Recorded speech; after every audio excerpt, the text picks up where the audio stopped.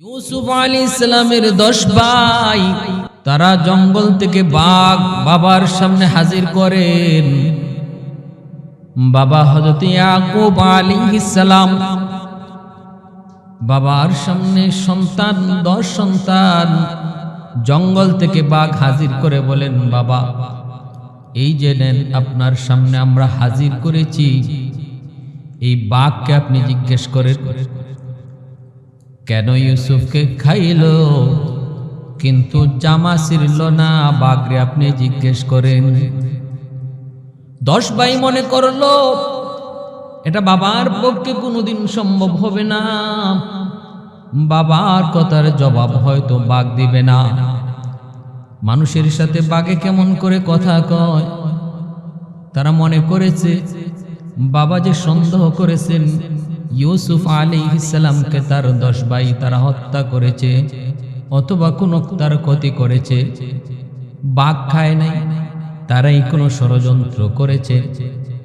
এই জিনিসটাকে মিথ্যা প্রমাণ করার জন্য জঙ্গল থেকে বাঘ ধরে এনে বাবা ইয়াকুব আলাইহিস সালামের সামনে হাজির করলো আর বলতেছে, আব্বা আপনি বাঘকে জিজ্ঞেস করেন বাঘ কেন ইউসুফকে খাইলো, এটা আপনি বাঘরে জিজ্ঞেস করেন। এই বাঘটাই খাইছে, এই বাঘটাই খাইছে। আমরা খেলাধুলায় ছিলাম আর ইউসুফকে আমরা রাখছিলাম আমাদের মাল, আমাদের জামা কাপড় এগুলো একটু পাহারা দেওয়ার জন্য। এর ভিতরে বাঘ, এই বাঘটাই ইউসুফকে খাইছে। আল্লাহর পয়গম্বর ইয়াকুব তিনি যে আল্লাহর পয়গম্বর, এই 10 ভাই জিনিসটা বেমালুম ভুলে গেছে। আল্লাহর পয়গম্বর তিনারা তো চাইলে বাঘ নয় যে কোনো জন্তুর সাথেও কথা বলতে পারেন, কারণ তারা আল্লাহর ইশারায় চলে। আল্লাহ চাইলে বাঘের জবান আল্লাহ খুলে দিতে পারে, এই চিন্তাটা মাথায় ছিল না। এজন্য ইয়াকুব আলাইহিস সালামের ব্যাপারে শুধু বাবা হিসাবে উনাকে ওরা দেখলো, নবী হিসাবে বাবার কথাটা একবারও ভাবলো না যে আমার বাবা শুধু বাবা নন, তিনি আল্লাহর পয়গম্বর। অতএব তিনি যদি চান, আল্লাহ যদি চায়, তাহলে বাঘের জবান খুলে দেওয়া অসম্ভব নয়। আল্লাহর পয়গম্বর ইয়াকুব বাঘকে এবার জিজ্ঞেস করেন, রে বাঘ বল তুই আমার ইউসুফকে কেন খাইলি, কি অপরাধ ছিল আমার ইউসুফের, কি অপরাধ ছিল আমার ইউসুফের, তুই বল কেন আমার ইউসুফকে তুই খাইলি। এই কথা বলা মাত্রই বাঘে কয়, মালিক তোমার পয়গম্বর আমার কাছে জবাব চায়, আল্লাহ তোমার কাছে জবান চাই, জবান। মালিক আমি বাঘকে তুমি অল্প সময়ের জন্য জবানটা খুলে দাও, যাতে করে আমি তোমার পয়গম্বরের সাথে কথা বলতে পারি।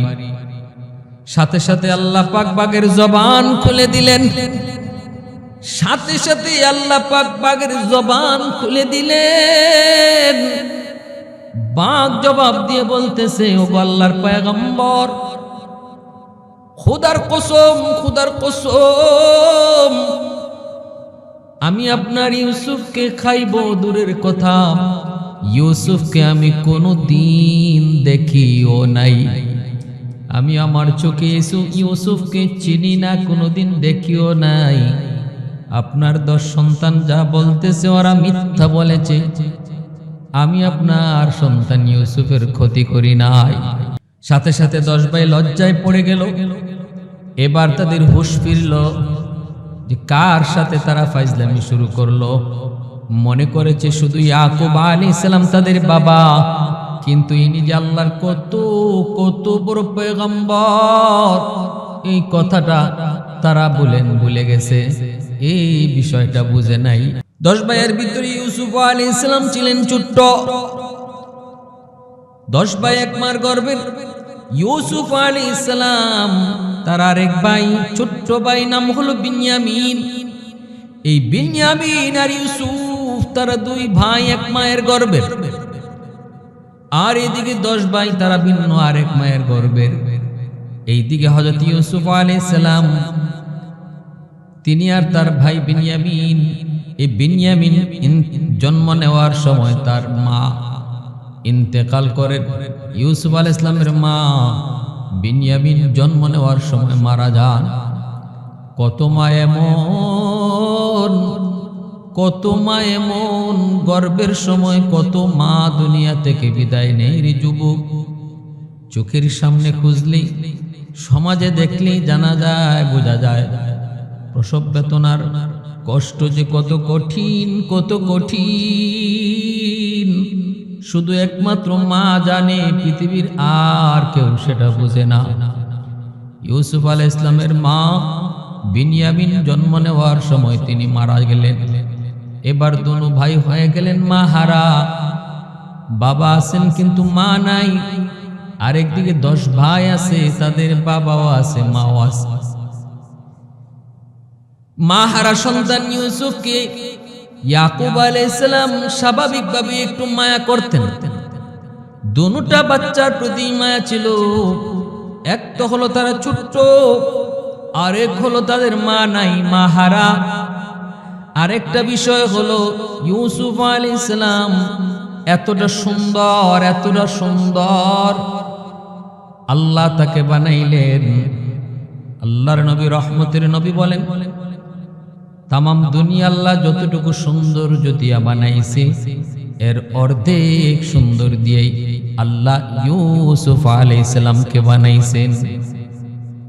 তবে আমার নবীর সৌন্দর্য ভিন্ন, আমার আপনার নবীর সৌন্দর্য ভিন্ন। তাফসীরের কিতাবের ভিতরে লিখেন 100 ভাগ সৌন্দর্যের ভিতরে 50 ভাগ 50 করে আল্লাহ আলাদা করে নিলেন। 50 ভাগ যে সৌন্দর্য, এই সৌন্দর্যকে আল্লাহ 2 ভাগ করলেন। 1 ভাগ দিয়া তামাম সৃষ্টিকে আল্লাহ সুন্দর করলেন, আর একটা ভাগ দিয়া ইউসুফ আলাইহিস সালামকে বানাইলেন। বাকি রইল যে আগে 50 ভাগ সৌন্দর্য, ওই 50 ভাগ পুরাটা দিয়া আল্লাহ পাক আমার আপনার নবীকে আল্লাহ বানাইছেন। यासीन से मौला ने कभी उनको पुकारा, यासीन से मौला ने कभी उनको पुकारा, हामीम कभी और कभी तो आसीन इशारा। ये रमज़ है कुछ आशिक माशूक के माबैन, समझा है जिन्हें खल्क़ों में एक सरवार कौनैन, समझा है जिन्हें खल्क़ों में एक सरवार कौनैन। এজন্য আল্লাহর নবীর সাহাবী হযরত হাসান রাদিয়াল্লাহু তাআলা আনহু সাহাবায়ে কেরামের ভিতরে প্রসিদ্ধ একজন কবি। আমার আপনার নবীর সৌন্দর্যের ব্যাপারে তিনি বলেন, আহসানা মান লাম তারা কাত্তু আইনি ওয়ালাম আজমালা মিনকা লাম তালিদিন নিসাউ, মা আহসানা লাম তারা কাত্তু আইনি ওয়া মা আজমালা মিনকা লাম তালিদিন নিসাউ, খুলিকতা মুবাররাআম মিন কুল্লি আইবিন কাআন্নাকা খুলিকতা কামা তাশাউ। ওগো নবীজি, আপনার সৌন্দর্যের দিকে তাকালে মনে হয় আমার চোখ আপনার চেয়ে সুন্দর কোনোদিন কাউকে দেখে নাই। কোন মা আপনার চেয়ে সুন্দর কোন সন্তান জন্ম দিতে পারে নাই। নবী গো, আপনার দিকে তাকালে মনে হয় আল্লাহ আপনাকে সম্পূর্ণ দোষ মুক্ত, ত্রুটি মুক্ত, কোন ত্রুটি ছাড়া আল্লাহ আপনাকে বানাইছে, যেন আপনি যেভাবে চাইছেন, খুলিকতা কামা তাশাউ, আপনি যেভাবে চাইছেন চোখ বানাইতে, নাক বানাইতে, কান বানাইতে, কপাল বানাইতে, চুল বানাইতে, আল্লাহ যেন আপনার কথা মতোই আপনারে বানাইছে। সুবহানাল্লাহ ওয়া বিহামদিহি। এজন্য ইউসুফ আলাইহিস সালামের সৌন্দর্য ভিন্ন জিনিস, আর আমার আপনার নবীর সৌন্দর্য হলো ভিন্ন জিনিস। ইউসুফ আলাইহিস সালাম তিনি মাহারা সন্তান, বিনয়ামিন মাহারা সন্তান। এই 2 সন্তান মাহারা হওয়ার কারণে হযরত ইয়াকুব আলাইহিস সালাম দুটা সন্তানের প্রতি মায়া একটু বেশি ছিল, তবে ইউসুফের প্রতি মায়া আরো বেশি। কারণ ছিল আরেকটা, কারণ ইউসুফ আলাইহিস সালাম তিনি স্বপ্নে দেখেন 11টা তারা ওনাকে সেজদা করে, চন্দ্র সূর্য ওনাকে সেজদা করে। এই স্বপ্নটা যখন তিনি ইয়াকুব আলাইহিস সালামের কাছে বললেন, ইয়াকুব নবী স্বপ্নের ব্যাখ্যা জানতেন, তিনি বলে দিলেন, বাবা এই স্বপ্ন কোনো স্বপ্ন নয়, এটা বহুত বড় এক বিষয়। তোমার ভবিষ্যৎ, তোমার সামনের জীবন কিভাবে হবে, কিভাবে করবে, আল্লাহ তোমাকে কই নিয়ে পৌঁছাবে, স্বপ্নের মধ্যে আল্লাহ ইশারা দিয়ে দিছেন। বাবা আমি বুঝেছি, তবে বলো এই স্বপ্ন আর কারো কাছে বইল না, ভাইদের কাছেও বইল না। তাফসীরে মাযহারিতে লিখেন এই কথাটা বাবা যখন ইউসুফ আলাইহিস সালামকে বলেন, তখন ওই 10 ভাইয়ের মা আড়াল থেকে শুনে ফেলছিল, আর সে তার সন্তানদেরকে বলে দিছে স্বপ্নের কথা। এতে করে ওই ভাইদের জিদ আরো বাড়ছে, তারাও বুঝে গেছে ইউসুফ আর সাধারণ ইউসুফ না। এজন্যই হত্যা করার পরিকল্পনা বাবার কাছ থেকে নেওয়ার জন্য ষড়যন্ত্র শুরু হলো। 10 ভাইয়ের ভিতরে একটাই চিন্তা, একটাই কল্পনা, ইউসুফকে কেমন করে বাবার চোখ থেকে আড়াল করা যায়। আমরাও তাদের সন্তান, কিন্তু আমাদের প্রতি এত মায়া, এত দরদ, এত ভালোবাসা নাই। আছে বাবা হিসাবে তো আছেই, কিন্তু ইউসুফের প্রতি অতিরিক্ত দরদ আর ভালোবাসা। মহব্বত এমন এক জিনিস, মহব্বত এমন এক জিনিস যেটা বন্টন করা যায় না। সম্পত্তি বন্টন করা যায়, ধন দৌলত বন্টন করা যায়, কিন্তু মহব্বত কোনোদিন বন্টন করা যায় না। আল্লাহর নবী কথা পরিষ্কার জানায় দিয়েছেন। নবী বলতেছেন সমস্ত বিবিদের মাঝে সমান সমান এক নজরে দেখবা। যে সমস্ত স্বামীদের একাধিক স্ত্রী, নবী বলেন সবাইকে এক নজরে দেখবা, সবার অধিকার সমানভাবে আদায় করবা। কিন্তু আয়েশার প্রতি আমার দুর্বলতা একটু বেশি, আয়েশার প্রতি আমার মহব্বতটা একটু বেশি। এই জায়গাটার ভিতরে আমি কোনো বন্টনের সুযোগ পাই না। এজন্য বলতেছিলাম অধিকার এক জিনিস আর মহব্বত ছিল আরেক জিনিস। ইয়াকুব আলাইহিস সালাম তার অন্য সন্তানদেরকে ভালোবাসতেন না, বিষয়টা এমন নয়। তাদের অধিকার, তাদের ভালোবাসা তিনি টিকিয়ে দিতেন, কিন্তু মনের টান ইউসুফের প্রতি একটু বেশি ছিল। কারণ এক হলো ছোট্ট, আরেক হলো মাহারা, আরেক হলো সৌন্দর্য, আরেক হলো স্বপ্নের ব্যাখ্যা। কিন্তু হিংসা অন্তরে জন্ম নিল 10 ভাইয়ের। না না, কোনোভাবেই তারা মেনে নিতে পারে না, ইউসুফকে বাবার কাছ থেকে সরায় ফেলতেই হবে। যে কোনো মূল্যে বাবার কাছ থেকে তারা সরায় ফেলবে। বুদ্ধি করে এসে বলে দিল, ইউসুফ আমরা তোমাকে নিয়ে খেলাধুলা করতে যাব, বাবা হয়তো আমাদের কথা মানবে না, তুমি বাবাকে যায় একটু বুঝায়ো, তুমি বাবাকে যায় এরকম ভাবে একটু ফুসলায়ো আমাদের পক্ষ থেকে। আমরা যে বলছি তোমারে খেলতে নিব এ কথা বইল না, তুমি যে বলো বাবা আমি ভাইয়াদের সাথে খেলাধুলায় যাব পাহাড়ে। ইয়াকুব আলাইহিস সালামের কাছে ইউসুফ আলাইহিস সালাম বায়না ধরলেন, আব্বা ভাইয়ারা খেলতে যায়, আমিও ভাইয়াদের সাথে খেলতে যাব, খেলাধুলায় যাব। ইয়াকুব আলাইহিস সালাম ইউসুফ আলাইহিস সালামকে চোখের আড়াল হতে দেন না, কারণ ইনি তো নবী পয়গম্বর, তিনি তো জানেন স্বপ্নের ব্যাখ্যায় তিনি বুঝে গেছেন আমার ইউসুফ শুধু ইউসুফ নয়, বড় হওয়ার পর আল্লাহর পয়গম্বর হবে। এজন্য চোখের আড়াল হতে দেন না। কিন্তু যখনই বায়না ধরলেন ভাইদের সাথে খেলায় যাবেন, বাবা ইউসুফ আলাইহিস সালামের আবদার কবুল করলেন না, করে পারলেন না। 10 ভাই আয়েশা বলতেছে, আব্বা ইউসুফ এত করে চায়, দিলে অসুবিধা কি? আমরা ইউসুফকে নিয়ে যাই খেলাধুলায়, আমাদের সাথে অংশ নিবে। ছোট্ট মানুষ, খেলাধুলার প্রতি তার আগ্রহ থাকবেই। ইয়াকুব আলাইহিস সালাম বলে দিতে তো অসুবিধা নাই, কিন্তু আমার ভয়, আমার ভয়। কিসের ভয়? আমার ভয় ইউসুফকে বাঘে খেয়ে ফেলি কিনা। 10 ভাইয়ে কয় বাবা এটা কোন কি? আমরা দেখছি নি 10টা ভাই কেমন তরতাজা, একজনই বাঘের জন্য যথেষ্ট, সেখানে আমরা 10টা ভাই, আমাদের সামন থেকে বাঘ আবার খায় কি কইরা? এই বইলা বিভিন্ন ছলচাতুরি করে ইয়াকুব আলাইহিস সালামকে বুঝায়া, ইউসুফ আলাইহিস সালামকেও বুঝায়া 10 ভাই ইয়াকুব নবীর কাছ থেকে কলিজার টুকরা সন্তানকে তারা নিয়ে যাচ্ছে, দেখাইতেছে খেলার জন্য, কিন্তু ভিতরে ভিতরে ইউসুফকে মেরে ফেলার জন্য। বাবার সামনে কুলে উঠাইলো, কাঁধে উঠাইলো, আদর আর ভালোবাসার কোনো কমতি নাই। বাবাকে দেখানোর জন্য কাঁধে উঠাইয়া ইউসুফকে আদর করে করে তারা নিয়ে যাচ্ছে। ইয়াকুব আলাইহিস সালাম তাকায় তাকায় শুধু দেখতেছে। পয়গম্বর তিনি তো বুঝে গেছে, তার মন সাক্ষী দিতেছে আমার ইউসুফের এই যাওয়াটাই মনে হয় জীবনের শেষ যাওয়া, মনে হয় আমার ইউসুফ আর ফিরবে না। মন কেমন যেন উতাল পাতাল করে আল্লাহর পয়গম্বর ইয়াকুবের, মনে হয় আমার ইউসুফ আর ফিরে আসবে না। কিন্তু এরপরও কিছু করার নাই, সিদ্ধান্ত দিয়ে দিছেন ফয়সালাও আসমানে, আল্লাহ পাকের ফয়সালাও এইভাবেই ছিল। এজন্য ইয়াকুব আলাইহিস সালাম শক্ত করে বাধাও দিতে পারতেছেন না।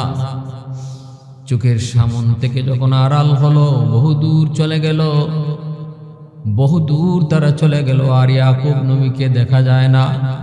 সাথে সাথে যার কাঁধে ছিলেন ইউসুফ, কাঁধ থেকে ধপাস দিয়া মাটিতে ফালায় দিল। এরপরে লাঠি কিল ঘুষি শুরু হয়ে গেল।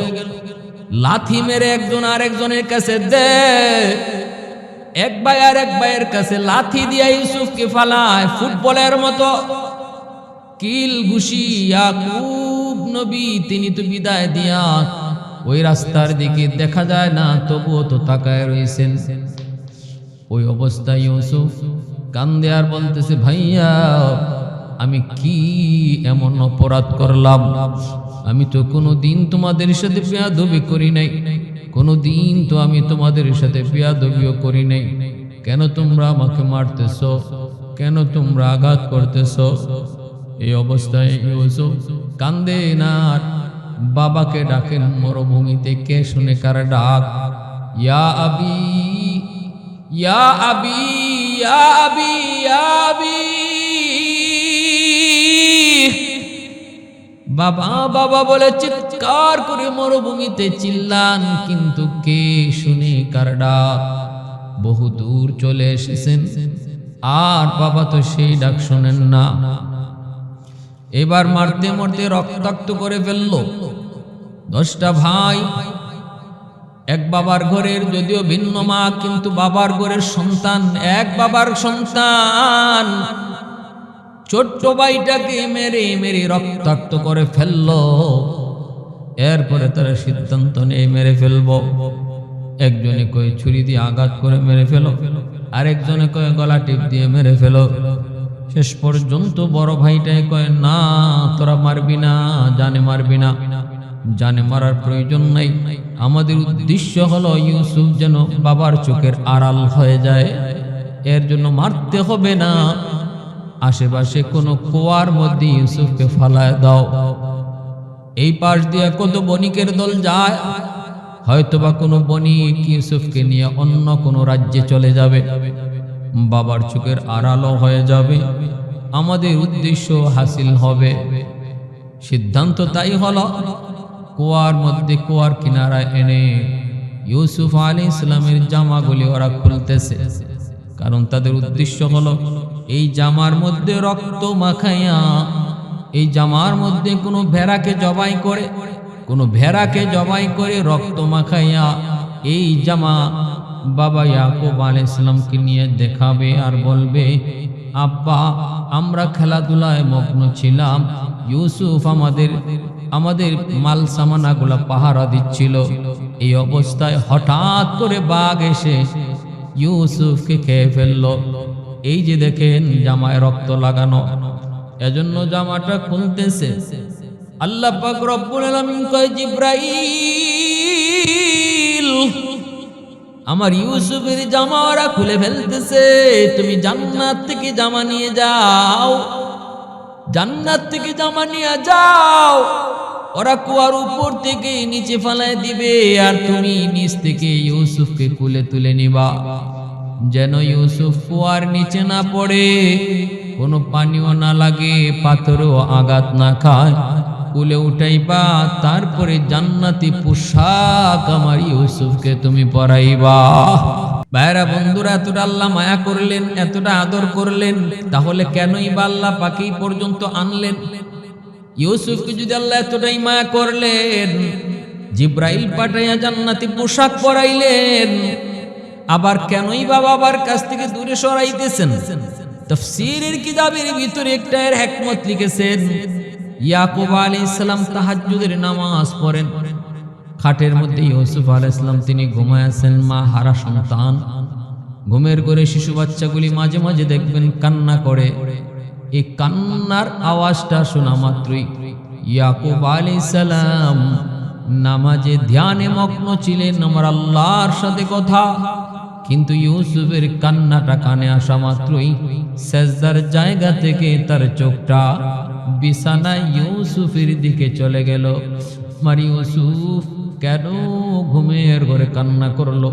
এই যাওয়াটা যে কোনো বাবার জন্যই এটা স্বাভাবিক, এটা অস্বাভাবিক কিছু নয়। দুনিয়ার কোনো বাবাই পারবে না সন্তান কান্না করবে আর ওই অবস্থায় নামাজের ভিতরে চোখটা ওই সন্তানের দিকে যাবে না, এটা হতেই পারে না, যাওয়াটাই স্বাভাবিক। কারণ মা বাবার সাথে সন্তানের সম্পর্ক সেটা অন্য, সেটা ভিন্ন।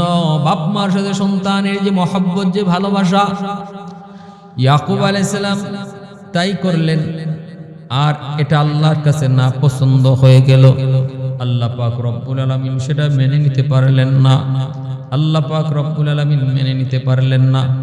এই জায়গায় আমরা একটা মাসালাও জানতে হয়, নামাজের মধ্যে সাজদার জায়গা থেকে যদি চোখটা অন্যদিকে যায়, শরীয়তের মাসালা হলো অন্যদিকে গেল, সাথে সাথে যদি আবার সে নামাজের জায়গায় নিয়ে আসলো, বিন্দু পরিমাণ কোনো গুনাহ হয় না, মাকরুহ হয় না। কিন্তু বারবার যদি কেউ চোখ অন্যদিকে নেয় আর অন্যদিকে ঘোরায়, বারবার যদি সে অন্যদিকে ঘোরায় অথবা কোনো দিকে এক নজরে তাকায় থাকে নামাজের ভিতরে, আর অন্য কোনো মানুষ দেখলে মনে করে সে নামাজে না, সে নামাজে না, তারে দেখলে যদি কেউ মনে করে লোকটা নামাজ পড়ে না তার অন্যদিকে চাওয়ার কারণে, তাহলে এটা দ্বারা এই লোকের নামাজ ফাসিদ হয়ে যায়। এটাকে আমলে কাসির বলে। বারবার বারবার অতিরিক্ত তাকানোর কারণে তার আমলে কাসিরে পরিণত হয়, মানুষের চিন্তা জাগে সে নামাজে না, জন্য নামাজ বাতিল।